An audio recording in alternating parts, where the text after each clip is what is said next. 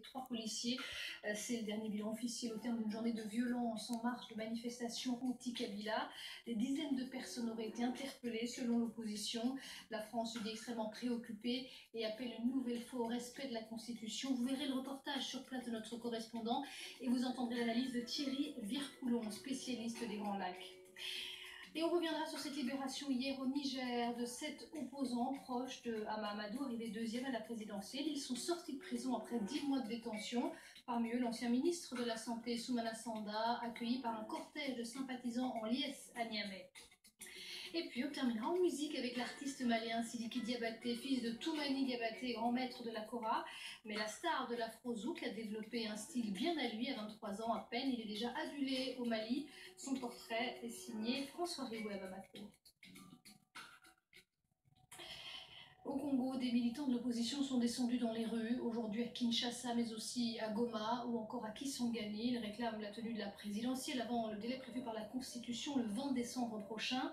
Mais la situation a rapidement dégénéré dans la capitale. Le corps d'un policier a été brûlé selon des témoins et plusieurs leaders de l'opposition ont été malmenés. Le reportage dans la capitale de Thomas Nicolon. La marche, dite pacifique, ne l'est pas restée longtemps à Kinshasa. Pourtant, l'intention première pour cette frange de l'opposition était de déposer un simple mémo à la commission électorale. Le message était clair. Si nous sommes aujourd'hui dans la rue, c'est parce que, du point de vue constitutionnel, le mandat du président actuel est arrivé à sa fin.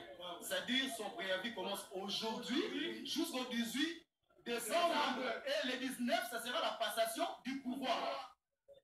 De nombreux affrontements ont eu lieu entre manifestants et forces de l'ordre. Certains Kinois ont beau soutenir l'initiative de l'opposition, ils déplorent la tournure violente des événements.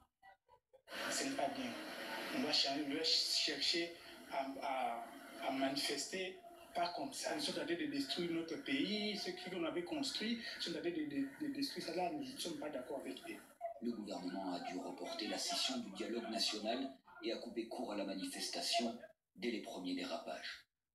La marche a été annulée immédiatement lorsqu'on commence à tuer des gens, lorsqu'on commence à incendier des stations-service, lorsqu'on commence à piller des banques. Et on ne peut plus parler de marche. C'est une atteinte grave à l'ordre public. Ce sont des crimes qui sont en train d'être commis. Ce sont des gens qui n'avaient à aucun moment eu l'intention d'organiser une manifestation pacifique, comme ils l'ont dit. La situation s'est apaisée peu à peu dans l'après-midi, mais certains leaders de l'opposition préviennent, les marches continueront tant qu'ils n'auront pas déposé leur mémo à la commission électorale. Et des réactions internationales, le ministre français des Affaires étrangères Jean-Marc Ayrault juge la situation extrêmement préoccupante et très dangereuse, appelant au respect de l'ordre constitutionnel. Et puis les États-Unis, eux, menacent d'imposer de nouvelles sanctions à l'encontre de responsables congolais. Une situation explosive donc en RDC, des scènes de violence qui risquent de se multiplier d'ici l'échéance du 20 décembre. C'est ce qu'explique Thierry Vircoulon, spécialiste de l'Afrique centrale. Je crois que ça sera très difficile d'éviter de nouveaux épisodes de violence et je pense que cette violence va être croissante. Il y a une ambiance insurrectionnelle qui s'installe à Kinshasa mais aussi dans les autres grandes villes congolaises et la température, comme on peut le voir sur ces images, monte considérablement et peut monter très très vite. Il faut se rappeler qu'il y a déjà eu un épisode violent en janvier 2015, donc là c'est le deuxième avertissement en quelque sorte.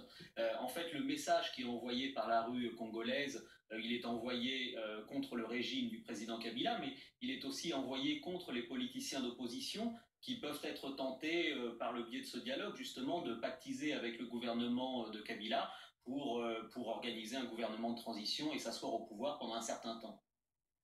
Et voilà pour cette situation en RDC, alors que l'opposition donne un nouveau bilan. Selon elle, il y aurait 50 morts. L'opposition qui dit vouloir amplifier la mobilisation. Au Niger, c'est le soulagement du côté de l'opposition depuis la libération hier de 7 opposants proches d'Hama Amadou, dont l'ancien et populaire ministre de la Santé Soumana Sanda. Ils ont été libérés après 10 mois d'incarcération. Et les précisions de Nicolas Germain. Ils se sont rassemblés devant le siège du Modène, le principal parti de l'opposition. Ces Nigériens attendent Soumana Sanda, qui jouit d'une forte popularité à Niamey. Il vient de passer 10 mois en prison. Soumana Sanda dirige la section du Modène dans la capitale. En tout, 7 opposants nigériens ont été relâchés. Tous sont des proches de Hama Amadou, le leader de l'opposition, aujourd'hui en exil.